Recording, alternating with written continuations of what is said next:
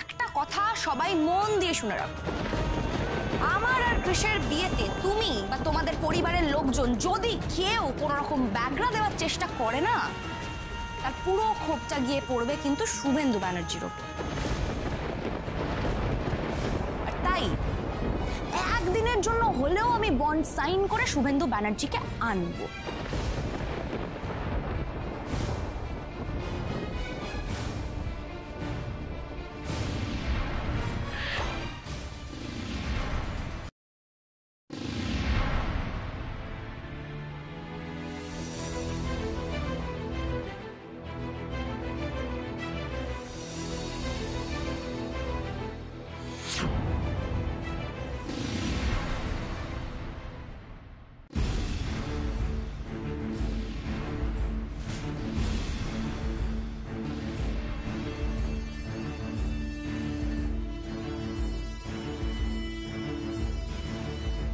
Mrs Banerjee, উকিল বাবুর কাছে গিয়ে কি বলতে হবে মনে আছে তো? ও নিয়ে আপনি একদম চিন্তা করবেন না মিস্টার ব্যানার্জি, সব আমার মগজে সাজানো আছে।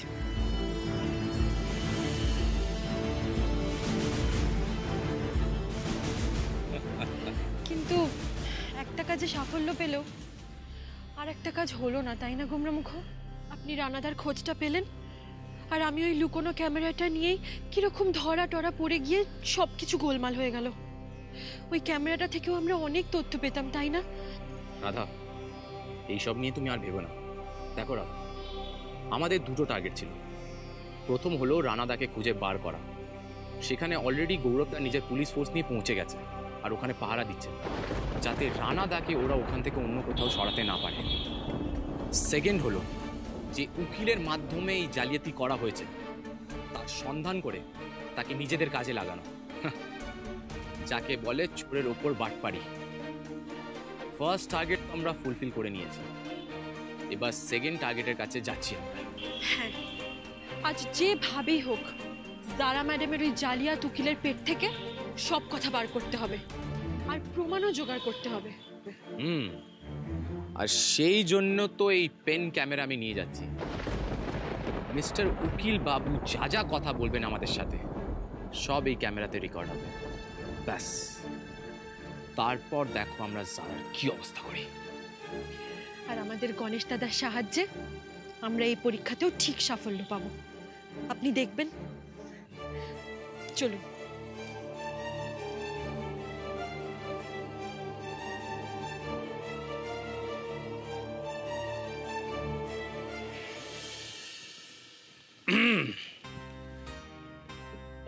আমরা লয়ার মিস্টার চৌধুরীর সাথে দেখা করতে এসেছি।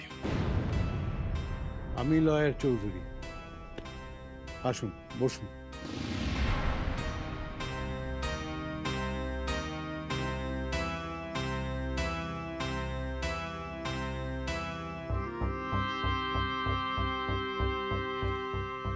বলুন। আসলে আমরা একটা বড় প্রবলেমে পড়ে আপনার কাছে এসেছি। আমরা এখানে থাকি না, বিদেশে থাকি, ইউএসএতে সেটেলড। আমাদের ওখানে বড় বিজনেস আছে। আসলে আমরা অনেক বছর পর এখানে এসে দেখি আমাদের জমি জমা সম্পত্তি সব দখল হয়ে গেছে, এমনকি আমাদের বাড়িটাও। আমাদের সম্পত্তি নেহাত কম নয়, কিন্তু যা হয় অনেক বছর না থাকাকালীন সব জবরদখল হয়ে গেছে, কিছুতেই উদ্ধার করতে পারছি না। তাই আপনি যদি একটু সাহায্য করেন। দেখুন, যত যা টাকা লাগবে আমরা দেব। টাকা পয়সা নিয়ে আপনাকে চিন্তা করতে হবে না, আমাদের কাজটা হলেই হলো। বুঝলাম। আচ্ছা, প্রপার্টিগুলো সব আপনাদের নামেই তো? হ্যাঁ, প্রপার্টি আমার ড্যাডের নামেই আছে, তবে কাজিন ভাই বোনেরা সব দখল করে নিয়েছে। আমরা অনেক চেষ্টা করেছি কিন্তু কিছু করতে পারিনি। আরে আপনার বাবার সম্পত্তি আপনি পাবেন, এটা নিয়ে এত ভাববার কি আছে? এটা তো একটা সিম্পল কেস, আপনি টেনশন করছেন কেন? আপনি যতটা সোজা মনে করছেন ততটা সোজা নয়। আমি অনেক জায়গায় গেছি, ঘুরেছি, তারপর আপনার কাছে এসেছি। আমি অ্যাকচুয়ালি কিছু করতে পারিনি। আমাদের কিছুদিন আবার বিদেশ ফিরে যেতে হবে। আপনি যদি সত্যি কিছু করতে পারেন তাহলে আমরা আপনার সাথে কথা বলব, আদারওয়াইজ আমরা অন্য কোনো অপশন দেখব। আমাদের হাতে আর বেশি সময় নেই। আরে বসুন বসুন, এত তাড়াহুড়ো করছেন কেন? বসুন। আপনারা একদম ঠিক জায়গায় এসেছেন। আপনারা ভাবছেন তো কেন? দেখুন, আপনার বাবার সম্পত্তি আপনি পাবেন, এটা তো লিগ্যাল। আপনি চাইলে অন্যের সম্পত্তিও আপনার নামে করে দিতে পারি।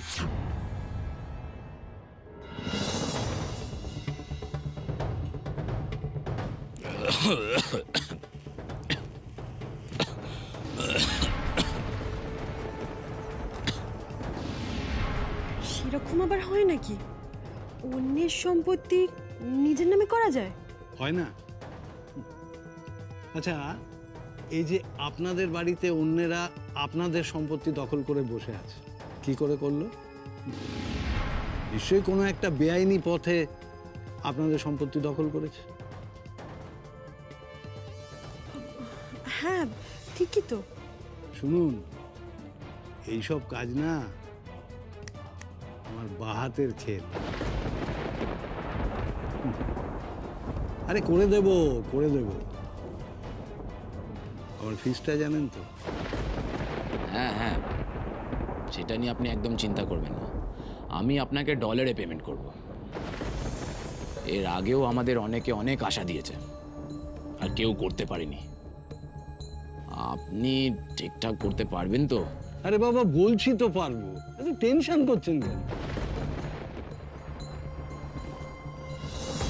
এসবি গার্মেন্টসের নাম শুনেছেন তো?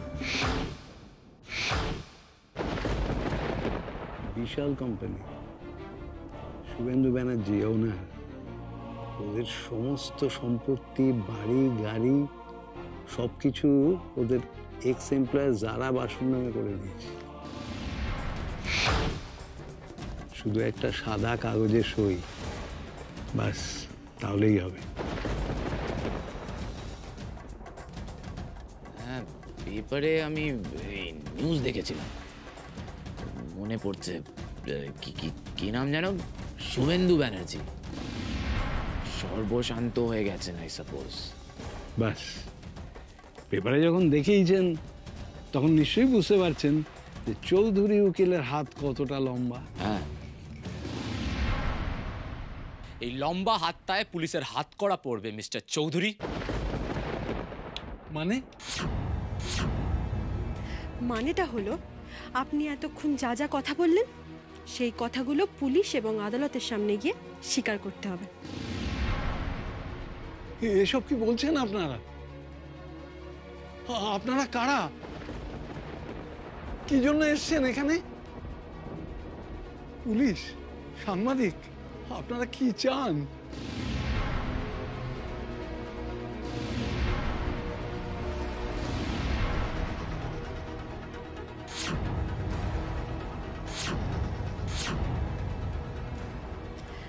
আপনার জম। আর যদি সত্যিটা আপনি স্বীকার না করেন, প্রমাণ কিন্তু আমাদের কাছে আছে। এই যে পেন ক্যামেরা, এর মধ্যে আপনার সব কীর্তি রেকর্ড হয়ে গেছে। আপনারা কেন আমায় ফাঁসাতে চাইছেন? কি চাই আপনাদের? ওই যে বললাম, সত্যিটা আপনাকে পুলিশের কাছে স্বীকার করতে হবে। আর যদি তা না করেন তাহলে কিন্তু আপনার ক্যারিয়ার, লাইসেন্স সব শেষ হয়ে যাবে। এই প্রমাণের ভিত্তিতে জালিয়াতির দায় আপনাকে জেলের ঘানি টানতে হবে।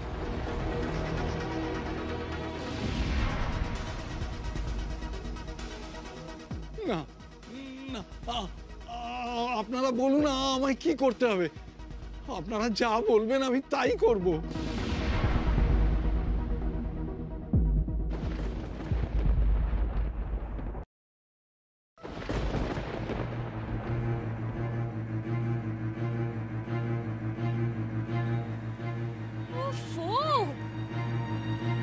কি মুশকিল, কৃষ্ণা যে কোথায় গেল কে জানে। আমি এখনো অব্দি বিয়ের শপিংটাই শুরু করে উঠতে পারলাম না। ম্যাডাম, স্যার কি কিছু বলে গেছেন আপনাকে কোথায় যাচ্ছেন বা কিছু? আরে বাবা বললো তো একটা কাজে গেছে, তারপর কি করছে? ম্যাডাম আপনাকে একটা কথা বলবো, স্যারকে এরকম একা ছেড়ে দেওয়াটা না একদমই ঠিক হচ্ছে না। না মানে স্যার যদি রাধার কাছে চলে যায়, যতই হোক পুরুষ মানুষের মন বলে কথা, আর তাছাড়া ওদের কিন্তু এখনো ডিভোর্সটা হয়নি। আর একটা কথা কি বলুন তো ম্যাডাম, গ্রামের মেয়েরা না বড্ড ছলা কলা জানে, বশ করতে জানে। যদি কোনোভাবে স্যারকে বশ করে দেয় তখন? কৃষ আবার আমাকে ছেড়ে ওই ওই রাধার কাছে? না না না, কিছুতেই না। কৃষ কৃষ এখন শুধুমাত্র জারাকে ভালোবাসে। কৃষ এখন শুধুমাত্র জারার। ওই রাধা ওর মন ভোলাতে পারবে না, কিছুতেই পারবে না। আর যদি যদি ওই রাধা আবারও আমার বিয়েতে কোনো রকম ব্যাঘাত দেয় না, ও জানে না ওর কপালে কতটা দুঃখ ওয়েট করে আছে। ও জানে না ও একটা বিষধর সাপের সাথে লড়াইয়ে নেমেছে, আর সাপের লেজে যদি পা একবার ও দেয় তাহলে তো ছবলটা খেতেই হবে, তাই না জারা? কৃষ কৃষ তুমি কোথায় গেছিলে? তুমি কোথায় গেছিলে কৃষ? বলো। তুমি তুমি তুমি রাধার কাছে যাওনি তো? যাওনি তো কৃষ? তুমি একবার বলো না কৃষ। আমি যেটা ভাবছি ভুল ভাবছি, তুমি বলো কৃষ। শোনো জারা, তুমি এখনো কোথাও না কোথাও আমাকে বিশ্বাস করতে পারছো না, আমাকে সন্দেহ করছো। দেখো জারা, একটা সম্পর্কতে যদি বিশ্বাস আর ভরসাটাই না থাকে, তাহলে আর নতুন সম্পর্কতে জড়িয়ে এই বিয়েটা করে লাভ কি? জারা, ইটস বেটার আমরা এই বিয়েটা ক্যান্সেল করে দিই। না Krish, Krish I am so sorry Krish, I am really sorry. আমি আসলে তোমাকে সত্যি খুব ভালোবাসি Krish. I love you so much. আমি সত্যি খুব ভালোবাসি তোমায় কৃষ। আমি খুব ভালোবাসি তোমায়। উফ, আর আমি তোমায় টলারেট করতে পারছি না সারা। তুমি আমার ধারে কাছে আসলেও আমার ঘৃণা হচ্ছে। ম্যাডাম আমরা তাহলে এবার শপিং করতে যাই। কৃষ, আমরা শপিংটা করে ফেলি। আজকে আমি সব কিছু তোমার পছন্দ অনুযায়ী কিনবো। আমার বিয়ের বেনারসি, গয়না, এভরিথিং। Okay, let's go.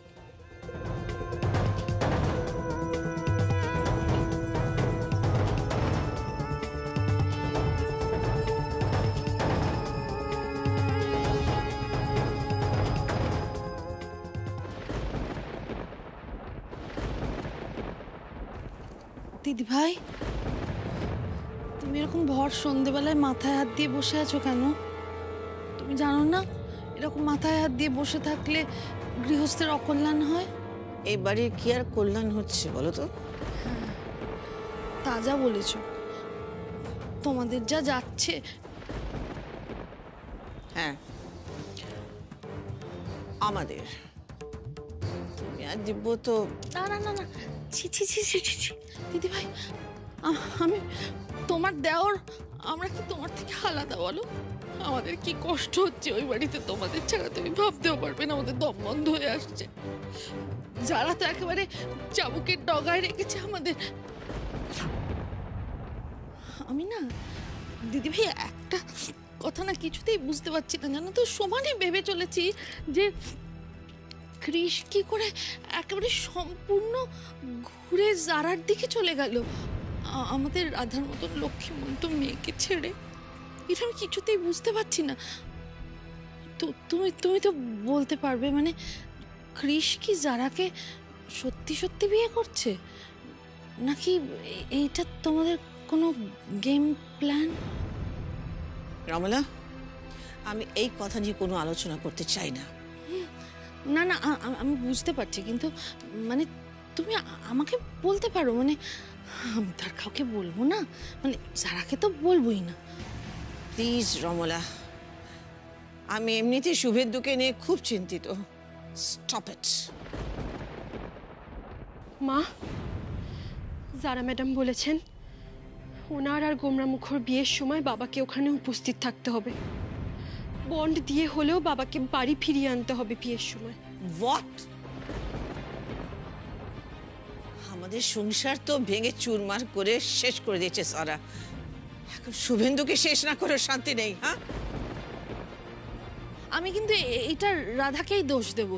হ্যাঁ দিদি ভাই, আমি খুব বকবো। আচ্ছা, রাধা যদি ওই ক্যামেরা না কি সব জারার ঘরে ফিট করেছিল না, সেটা যদি না করতো, তাহলে কিন্তু যারা মনে হয় এতটা বড় শাস্তি ওদের দিত না। আমি শুভেন্দুকে কিছুতেই আনতে দেব না, কিছুতেই না। দিদি ভাই, তুমি কি জারার সঙ্গে পেরে উঠবে বলো? মনে তো হয় না। ও যা মেয়ে।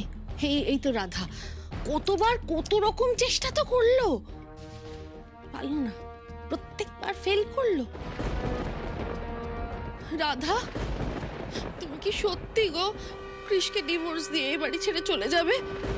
সত্যি চলে যাবে নাকি তোমাদের কোনো গেম প্ল্যান আছে?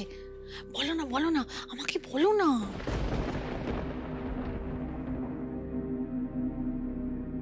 গোমরামুখ জারা ম্যাডামকে বিয়ে করে সুখী হলে আমি সেই সুখের পথে কাটা কেন হব কাকিমণি? এদের মুখ থেকে দেখি কিচ্ছু বার করা যাবে না। সত্যি রাধা, তোমার মতন মেয়ে হয় না গো। এমন করে কি কেউ নিজের স্বামীকে অন্যের হাতে তুলে দিতে পারে?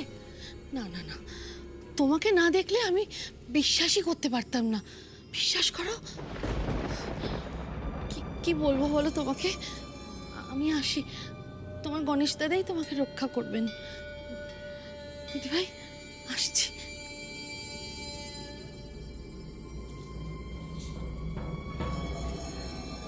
এসব কি হচ্ছে রাধা? তুমি আমাকে ছেড়ে যেও না। আমি তাহলে সোজা হয়ে দাঁড়াতে পারবো না। আমি শেষ হয়ে যাবো। আমি শেষ। আপনি একদম চিন্তা করবেন না মা। আমি যদি এ বাড়ি ছেড়ে চলেও যাই, তাহলে আপনাদের সবার মুখে হাসি ফিরিয়ে দিয়ে তবেই যাব, তার আগে নয়।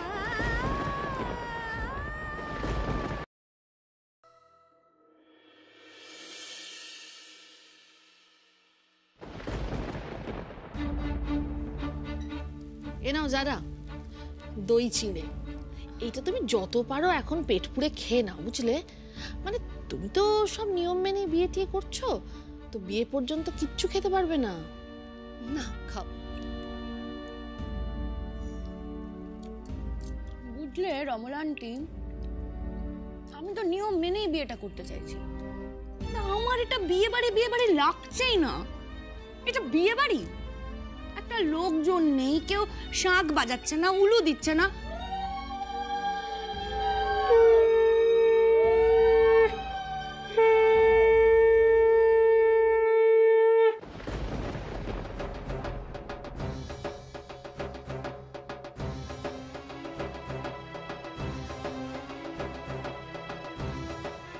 ম্যাডাম, এই যে আপনার বিয়ের কাজের জন্য পার ডে 300 টাকা ভাড়া করে আমি এও নিয়ে এসেছি। আপনার বিয়ের সমস্ত কাজ এরা প্রফেশনালি করে দেবে, আপনারা কোনো আক্ষেপ থাকবে না। কি যে বলো মোনা, যারা বিয়ে করছে বলে কথা, আক্ষেপ রেখে করবে? কখনো না। কিন্তু আমার বিয়ের প্রধান এও স্ত্রীটি কই? আছে, প্রধান এও আছে। কি হলো, এসো।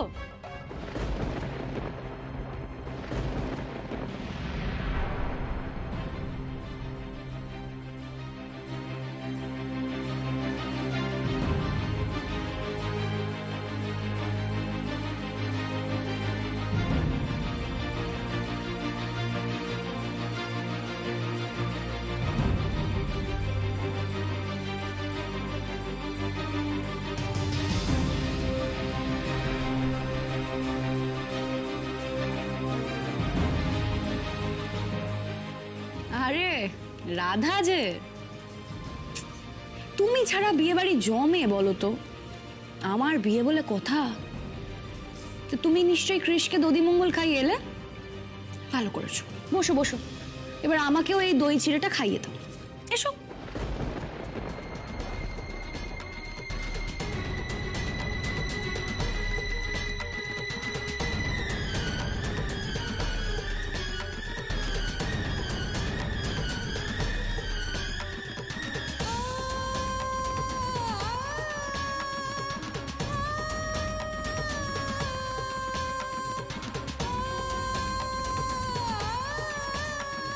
বাবা, কি দৃশ্য! স্যারের এক্স ওয়াইফ নাকি প্রেজেন্ট ওয়াইফকে দই চিড়ে খাইয়ে দিচ্ছে।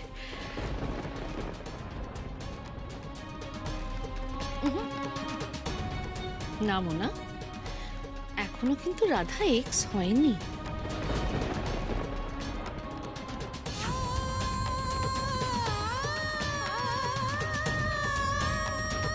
ডোন্ট ওয়ারি, আজ সন্ধেবেলা আমাদের রেজিস্ট্রি হওয়ার আগে ওদের ডিভোর্সটা হবে।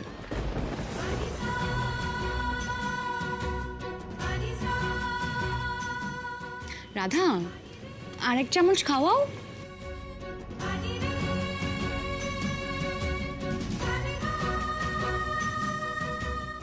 খেয়ে নিন সারা ম্যাডাম, যত পারেন খেয়ে নিন, কারণ এটাই আপনার এ বাড়িতে শেষ খাওয়া।